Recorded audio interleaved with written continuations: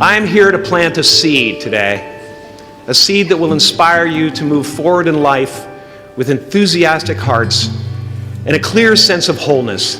The question is, will that seed have a chance to take root? Because life doesn't happen to you, it happens for you. You are the vanguard of knowledge and consciousness, a new wave in a vast ocean of possibilities. On the other side of that door, there's a world starving for new ideas, new leadership. Now, fear is going to be a player in your life, but you get to decide how much. You can spend your whole life imagining ghosts, worrying about the pathway to the future, but all there will ever be is what's happening here, and the decisions we make in this moment, which are based in either love or fear. So many of us choose our path out of fear disguised as practicality. What we really want seems impossibly out of reach and ridiculous to expect, so we never dare to ask the universe for it. I'm saying, I'm the proof that you can ask the universe for it. My father could have been a great comedian, but he didn't believe that that was possible for him. And so he made a conservative choice. Instead, he got a safe job as an accountant, and when I was 12 years old, he was let go from that safe job, and our family had to do whatever we could to survive. I learned many great lessons from my father, not the least of which was that you can fail at what you don't want, so you might as well take a chance on doing what you love. It's not the only thing he taught me, though. You know, I watched the effect of my father's love and humor and how it altered the world around me, and I thought, that's something to do. That's something worth my time. It wasn't long before I started acting up. You know, people would come over to the house and they'd be greeted by a 7-year-old throwing himself down a large flight of stairs. They would say, "What happened?" And I would say, "I don't know, let's check the replay." I'd go back to the top of the stairs and come back down in slow motion.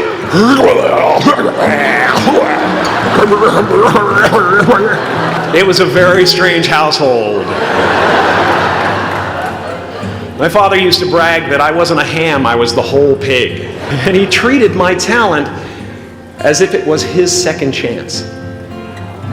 When I was about 28, after a decade as a professional comedian, I realized one night in LA that the purpose of my life had always been to free people from concern, just like my dad. What's yours? How will you serve the world? What do they need that your talent can provide? That's all you have to figure out.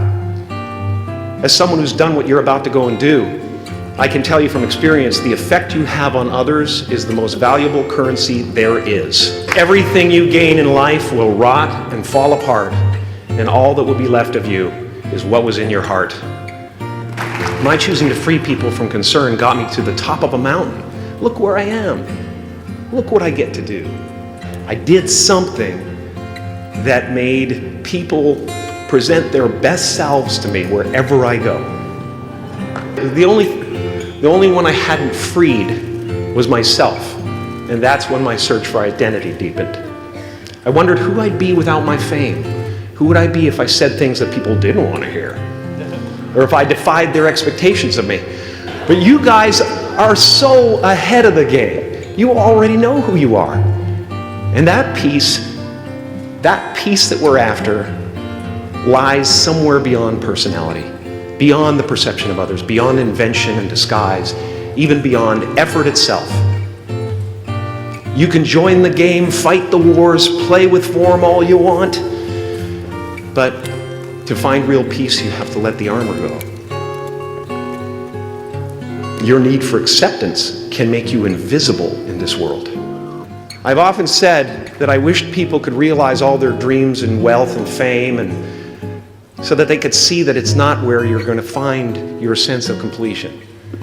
Like many of you, I was concerned about going out into the world and doing something bigger than myself, until someone smarter than myself made me realize that there is nothing bigger than myself. Now I'm always at the beginning. I have a reset button, and I ride that button constantly. Once that button is functioning in your life, there's no story that the mind could create that will be as compelling. The imagination is always manufacturing scenarios, both good and bad, and the ego tries to keep you trapped in the multiplex of the mind. And if you listen to it, there will always be someone who's doing better than you. No matter what you gain, ego will not let you rest. It will tell you that you cannot stop until you've left an indelible mark on the earth, until you've achieved immortality. How tricky is this ego that it would tempt us with the promise of something we already possess?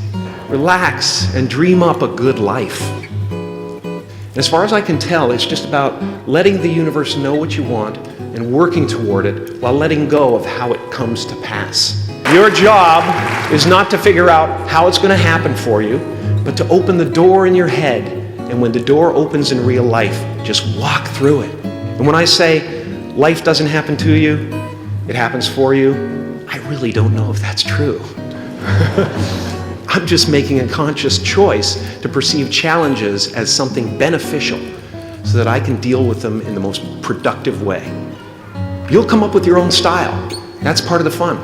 Take a chance on faith. Not religion, but faith. Not hope, but faith. I don't believe in hope. Hope is a beggar. Hope walks through the fire and faith leaps over it. You will only ever have two choices: love or fear. Choose love, and don't ever let fear turn you against your playful heart. Thank you so much. I'm so honored.